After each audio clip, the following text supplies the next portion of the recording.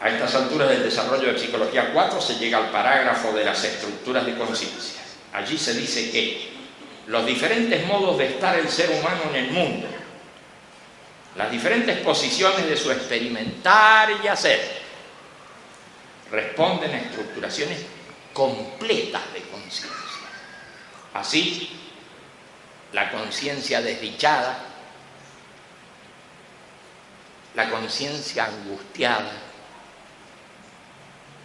la conciencia emocionada, la conciencia asqueada, la conciencia nauseada, son casos relevantes descritos por diferentes autores que en su mayoría adhieren al método fenomenológico y al análisis existencial.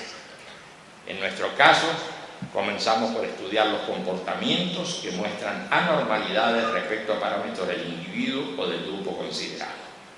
Llevamos nuestro estudio sobre los comportamientos no habituales fuera del terreno de la patología para concentrarnos en dos grandes grupos de estados y casos a los que hemos llamado el grupo de la conciencia perturbada y el grupo de la conciencia inspirada. Decimos que existen diametrales posiciones del yo que van desde la actividad cotidiana a la emoción violenta y estados ensimismados que van desde la calma reflexiva hasta la desconexión con el mundo.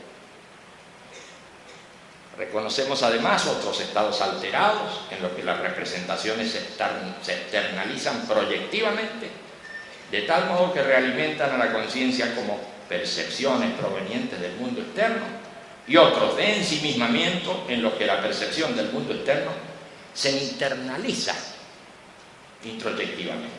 Por cierto, esas perturbaciones ocurren transitoriamente, como en el caso de la emoción violenta, o se manifiestan cada vez que se roza una misma situación conflictiva. En este apretado resumen de Psicología 4 quisiéramos referirnos a una estructura global de la conciencia en la que surgen intuiciones inmediatas de la realidad. Se trata de la estructura de conciencia inspirada, frente a la cual nos preguntamos: ¿es un estado de ensimismamiento o de alteración? ¿Es un estado perturbado? ¿Una ruptura de la normalidad? ¿Una extrema introyección o una extrema proyección? Por cierto, la conciencia inspirada es más que un estado. Es una estructura global que pasa por diferentes estados y que se puede manifestar en distintos niveles. Así, la conciencia inspirada aparece en grandes campos como la filosofía, la ciencia, el arte y la mística, pero también aparece cotidianamente en las intuiciones o inspiraciones de la vigilia, del semisueño y del sueño paradojal. Ejemplos habituales de conciencia inspirada son los del pálpito, los del enamoramiento, las comprensiones súbitas de situaciones complejas y la resolución instantánea de problemas que perturbaron durante mucho tiempo al sujeto.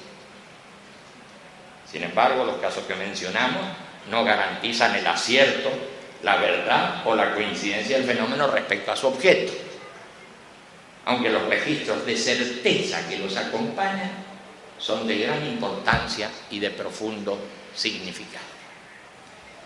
Pero vayamos al parágrafo dedicado a los fenómenos accidentales y los fenómenos deseados de la conciencia inspirada. Allí decimos: hemos reconocido estructuras de conciencia que se expresan accidentalmente. También observamos configuraciones que responden a deseos o planes de quien se pone en una particular situación mental con el propósito de hacer surgir el fenómeno. Desde luego, tal cosa a veces funciona y a veces no, como ocurre con ese deseo de inspiración artística, que a veces funciona y a veces no.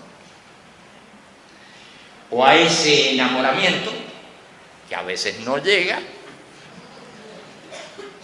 Es en la mística especialmente donde la búsqueda de inspiración ha hecho surgir prácticas y sistemas psicológicos que han tenido y tienen desparejo nivel de desarrollo.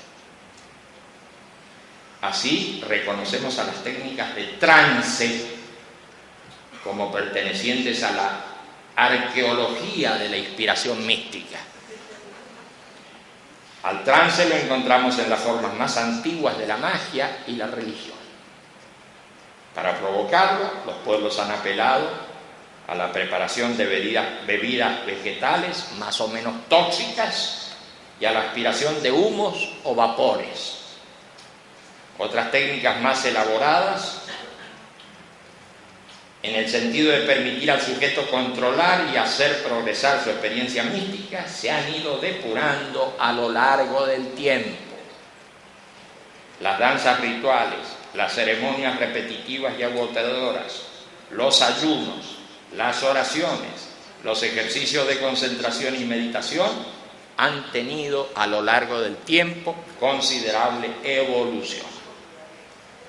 Es de observar que algunas de estas técnicas logran la sustitución del propio yo por otra entidad espiritual o divina,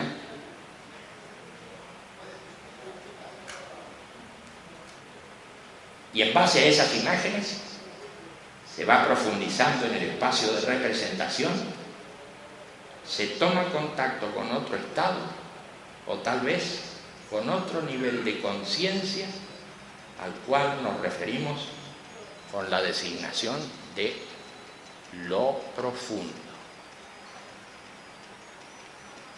La investigación de esta posibilidad del psiquismo queda abierta en el tramo final de nuestros apuntes de psicología.